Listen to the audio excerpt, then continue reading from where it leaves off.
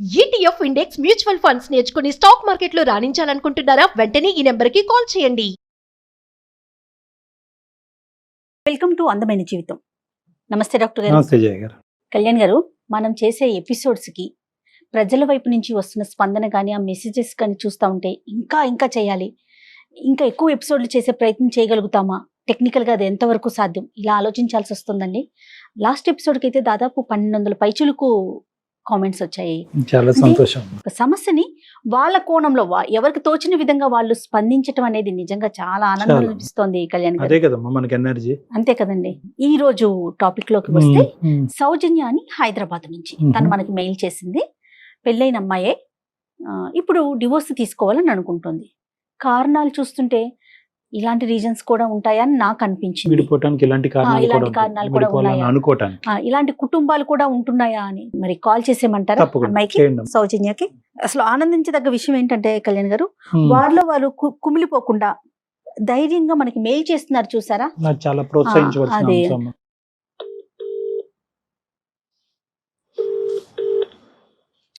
Hello hello, సౌజన్య గారండి? సౌజన్య మాట్లాడుతున్నానండి. నేను జయానండి, అందమైన జీవితం ప్రోగ్రామ్ నుంచి కాల్ చేస్తున్నాను. ఎస్, సౌజన్య గారు మాట్లాడొచ్చా మీతో? మాట్లాడొచ్చు. రైట్, నాతో పాటు డాక్టర్ కళ్యాణ్ చక్రవర్తి గారు కూడా ఉన్నారు.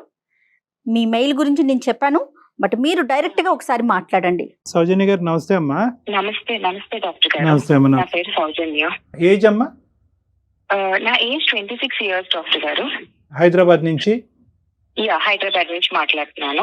మెయిన్ రీజన్ మీకు ఈమెయిల్ చేయడానికి రీజన్స్ ఏంటంటే, ఇది ఒక ప్లాట్ఫామ్, చాలా మందికి మీరు మంచి సొల్యూషన్స్ ఇస్తున్నారు డాక్టర్ గారు. సో నాకు కూడా నా సమస్య విన్నాక కూడా నాకు ద బెస్ట్ వస్తుందని నేను ఆశించి నేను ఈమెయిల్ చేయడానికి మెయిన్ రీజన్. తప్పకుండా షూర్, థ్యాంక్ యూ అమ్మా. చెప్పండి. నా సమస్య ఏంటంటే, ఐఎమ్ మ్యారీడ్ అండి. నాకు 4 years అవుతుంది. ఓకే. నా మ్యారిచువల్ రిలేషన్షిప్ అస్సలు బాగాలేదండి. అస్సలు బాగాలేదు. ఎలా అంటే, నాకు చుట్టూ ముండకంచెలు వేసేసి నేను మధ్యలో అన్నట్టు అయిపోయింది నా లైఫ్. నాకు ఏ విధంగా నాకు స్వేచ్ఛ, స్వతంత్రం ఏదో పక్షిని బంధించినట్టు ఒక కేజ్ లో అన్నట్టు నాకు అయిపోయింది. మా ఇంట్లో పొద్దున్న లేస్తున్నప్పటి నుంచి రాత్రి వరకు ఒక నిశ్శబ్దం అండి. Pin drop silence. అంటే ఎలా అంటే, ఒక మెకానికల్ లైఫ్ లీడింగ్ అండి. ఇంకా చెప్పాలంటే అసలు వాల్ క్లాక్ కూడా అవసరం లేదు మా ఇంట్లో. అంటే ఈ టైంకి జరిగిపోద్దని మాకు ఇంకా తెలిసిపోతుంది. ఒక ప్రేమ, ఆనందం, ఒక దుఃఖం, ఎక్స్ప్రెషన్స్ ఏమీ ఉండవండి.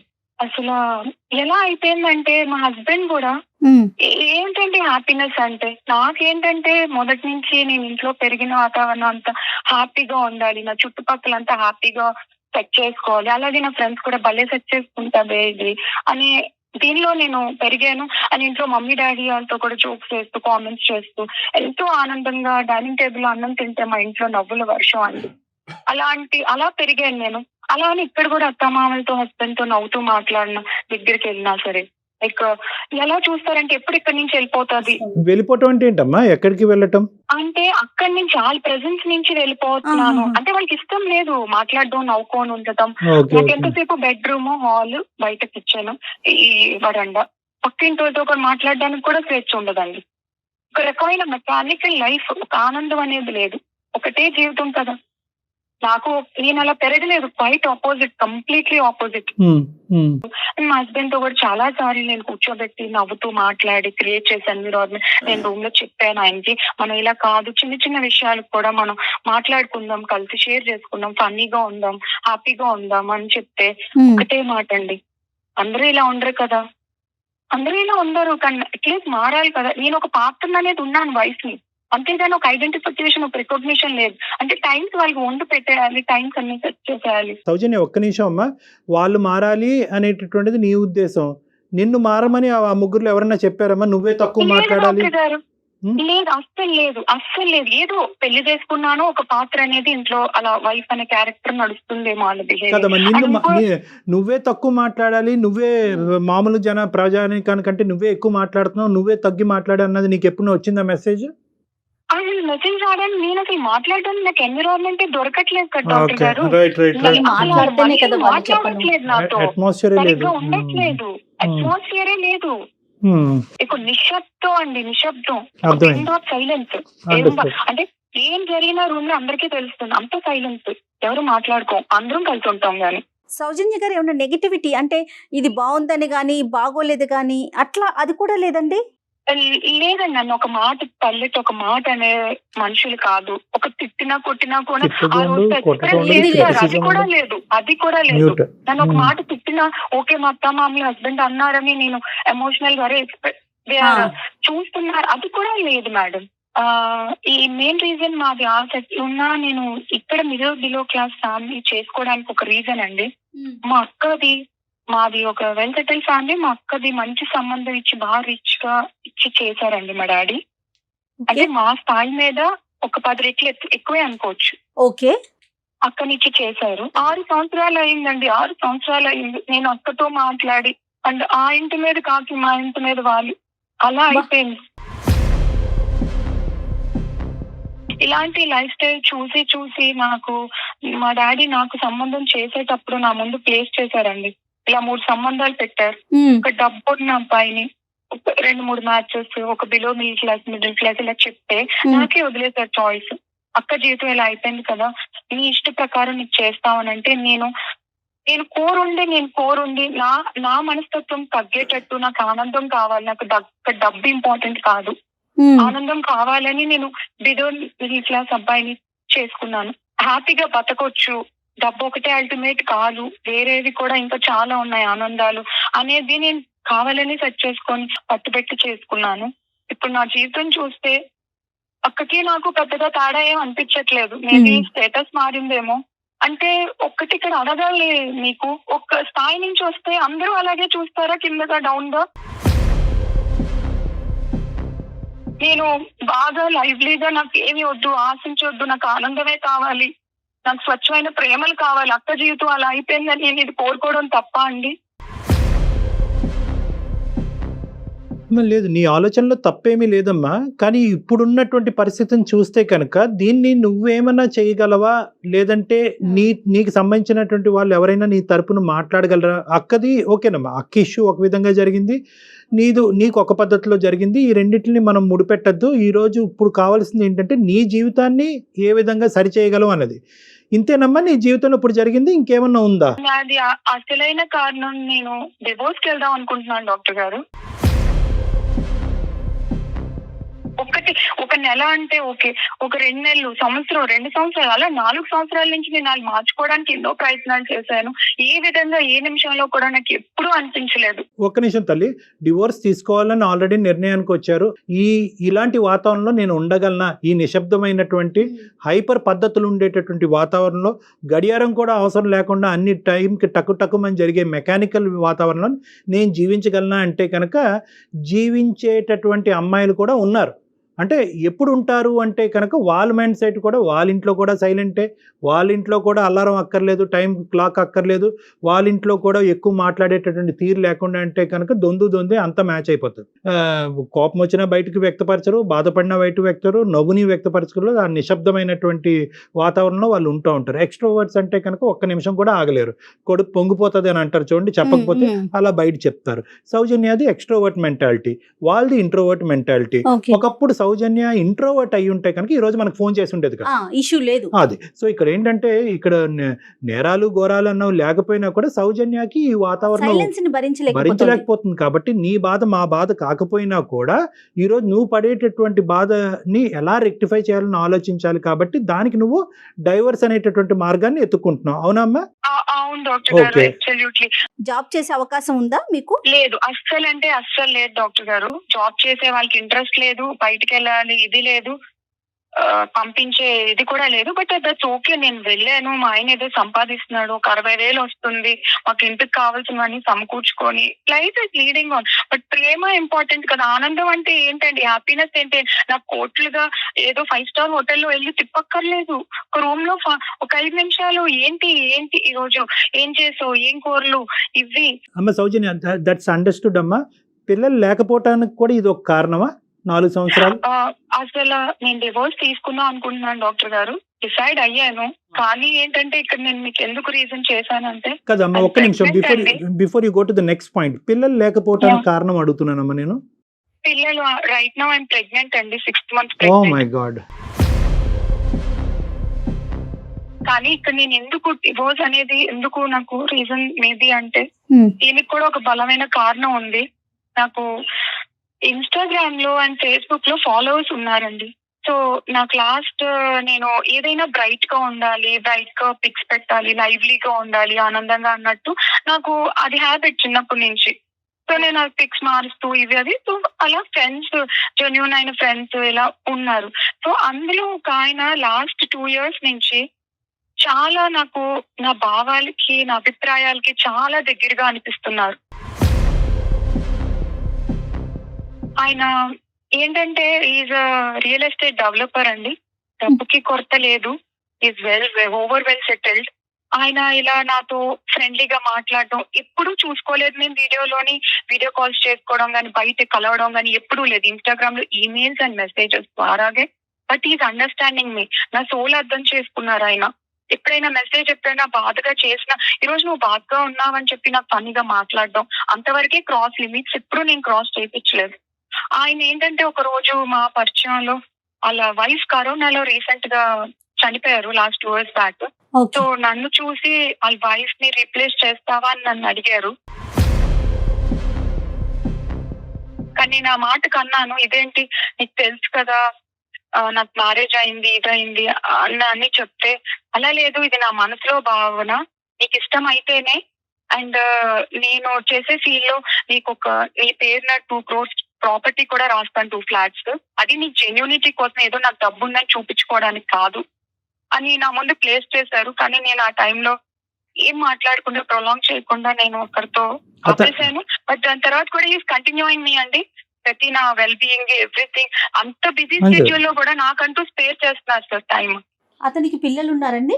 పిల్లలు లేరు మేడం. మీరు ప్రెగ్నెంట్ అని తెలుసమ్మా అతనికి? ప్రెగ్నెంట్ అని తెలుసు, ఎందుకంటే నా భర్త కన్నా ఆయనే నాకు కేర్ తీసుకున్నారేమో అని అనిపిస్తుంది. నేను ఆయన ముందు ఎక్స్ప్రెస్ చేయలేదు ఈ మాట కూడా. ఏంటంటే టైం తిన్నావా, ఇవి తిను, అవి తిను, హెల్త్ చూసుకో అని నా భర్త కూడా అడగట్లేదండి. ఆయన అంత కేర్ తీసుకుంటున్నారు. నేను ఎలా అనుకున్నానంటే, నా భర్తని బయటికి వెళ్తే నేను అందంగా ఉంటానని అందరూ అంటూ ఉంటారు, అని నాకన్నా నా భర్త ఇంకా బాగా కనిపించాలని, బ్రైట్ గా కనిపించాలని బయటకు వెళ్తే, హెయిర్ క్రాఫ్ నుంచి షూ పాలిష్ వరకు నేను ఎంతో అందంగా ఉండాలని చూసుకొని, ఆయన ఉన్న అందం పోగొట్టుకొని మెయింటెనెన్స్ చేయక, నన్ను అర్థం చేసుకోక, ఏంటండి లైఫ్. అలాంటి అంత ప్రేమగా చూసుకున్నాను నా భర్తని. అలాంటి ఆయన మీదే నాకు పోయిందండి మొత్తం.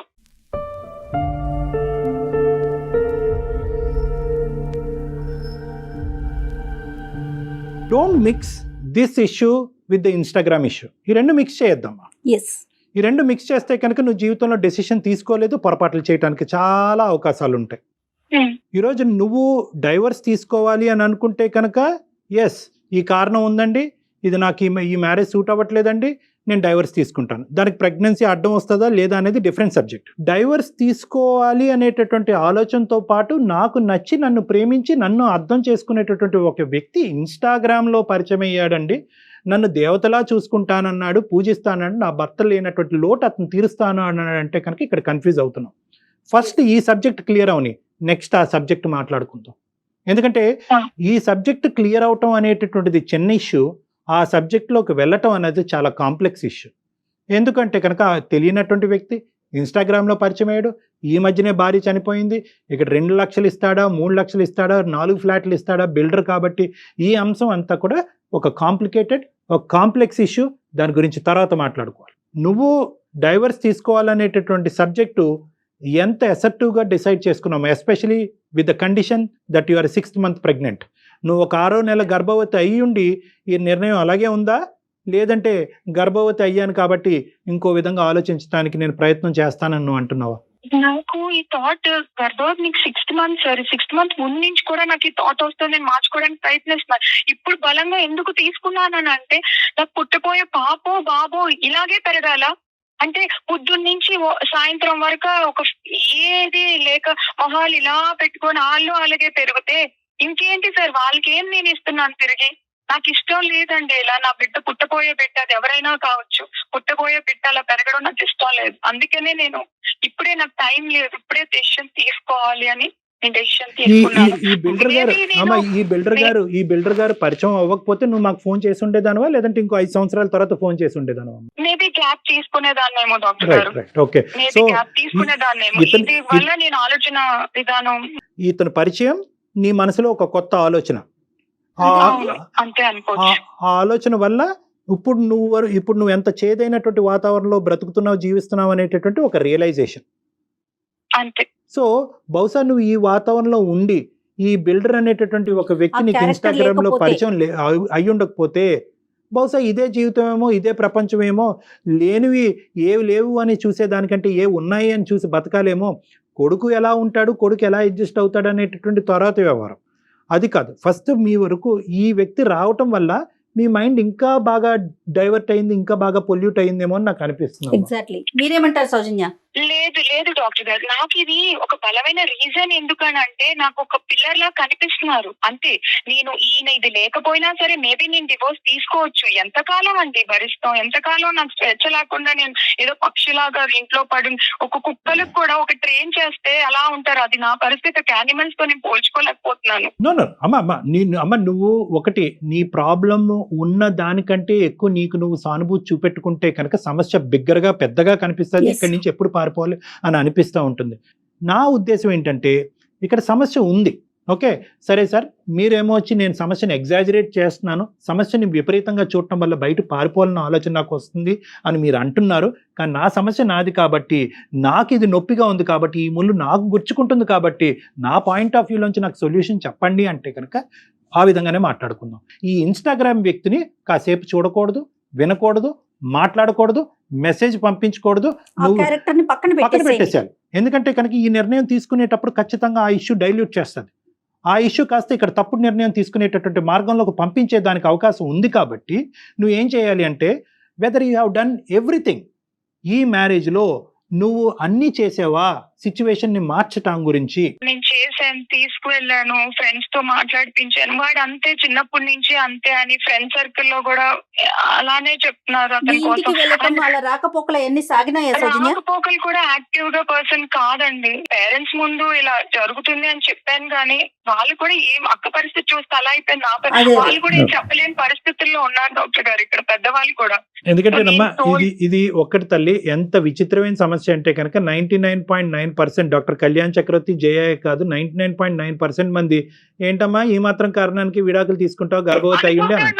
నా పరిస్థితుల్లో నా వాళ్ళు ఒక్క పోటు వచ్చి ఉండమనండి, తెలుస్తుంది నా బాధ ఏంటో. వాళ్ళకే తెలుస్తుందండి. అవునవును సౌజన్య, అందులో అసలు ఎలాంటి సందేహం గానీ డౌట్ గానీ లేదు. మీరు చెప్పేది 100% true. There is no doubt about it. కానీ is it the right time to make a decision about divorce? Can this wait? ఇది ఆగచ్చా? ఈ డివోర్స్ అనే నిర్ణయం ఆగచ్చా? ఏమండి, నేను ఈ బాధను నేను అనుభవించలేకపోతున్నాను, ఈ నిశ్శబ్దం ప్రాణగండంలా ఉంది నాకు, నేను భరించలేకపోతున్నాను, మీరు మారాలా, మీరు మారుతారా, లేదంటే నా దారి నన్ను చూసుకోమంటారా అనేటటువంటి ఆలోచన ఒక సానుకూలమైనటువంటి వాతావరణంలో మీ భర్త గారితో డిస్కస్ చేయండి. అదేంటి ఒక మాట చెప్తాను మీకు, నేను ఆల్రెడీ ఇంతకు ముందు డిస్కస్ చేసిన డివోర్స్ అని ఆయన ముందు ప్లేస్ చేయలేదు. కాకపోతే ఇప్పుడు నేను డివోర్స్ తీసుకుంటాను అన్నా సరే నీ ఇష్టం అనే సింపుల్ గా అంటారేమో గానీ ఆయన నుంచి ఆయన నాకు తెలుసండి, అంటారేమో అన్నది వేరే విషయం అమ్మా. అంటారేమో ఊహించొద్దు, మీరు ఊహించుకోద్దామా. సౌజన్య, ఇక్కడ ఇంకొక విషయం ఆలోచించామని చెప్పొచ్చేమో డాక్టర్ గారు. తన ప్రెగ్నెంట్ 6th month లో ఉంది, ఇంకొక 4 నెలలు అయితే 12 బిడ్డకి జన్మిస్తుంది. తన ప్రపంచం తనకనేది ఒకటి క్రియేట్ అవుతుంది. ఇన్ని రోజులు తను ఒక్కతే, ఒక డైవర్షన్, వాళ్ళ ముగ్గురు ఒకటి, తను ఒక్కటే. అలాంటిది తనకంటూ ఇంకొక పర్సన్ రాబోతున్నారు తన ఫ్యామిలీలోకి. మీరు అన్నది ఒప్పుకుంటాం డాక్టర్ గారు, మేడం మేము ఒప్పుకుంటాను. కాకపోతే ఇక్కడ నేను ఆ బిడ్డ పుట్టేస్తే నేను రిస్ట్రిక్ట్ అయిపోతాను, బంధాలకి నేను లోన్ అయిపోయి నేను డెసిషన్ తీసుకోలేను. పోస్ట్ పోన్ చేయండి, కాసేపు డెసిషన్ ఆలోచించకండి. ఇక్కడ ఎంతవరకు అడ్జస్ట్ అవ్వగలరు? ఇంకొక పర్సన్ కనుక మీ దగ్గరికి ఉంటే, అంటే పాపో బాబో కనుక వస్తే మీ ప్రపంచం పూర్తిగా మారిపోతుందండి. తల్లి కాకముందు వేరు, తల్లి అయినాక సిచ్యువేషన్స్ వేరుంటాయి సౌజన్య. ఈ ఇన్స్టాగ్రామ్ వ్యక్తిని ఇమీడియట్ గా తక్షణ కర్తవ్యం ఈ సెకండే దూరం పెట్టు. నాకు చిన్నప్పటి నుంచి ఒక రకమైన సర్వీస్ చేయాలి, జనానికి ఏదో చెయ్యాలి నా వంత వరకు అని. ఆయన కూడా అదే మెంటాలిటీ. వాళ్ళ వైఫ్ నేను ట్రస్ట్ అడుగుతున్నారండి. ఎవ్రీ అయ్యుండొచ్చు. ఇయర్ 1 crore rupees సౌజన్య, investing. ప్రపంచం చాలా పెద్దది. నాకున్న ఫీలింగ్స్ మీకుండొచ్చు, డాక్టర్ గారికి ఉండొచ్చు, ఇంకొకరికి ఉండొచ్చు. అంత మాత్రాన నేను మనం కనెక్ట్ దేవుడు అయిపోవటం అనేది అసోసియేషన్స్ నేను అమ్మా. కనెక్ట్ ఆ. అవ్వలేదు.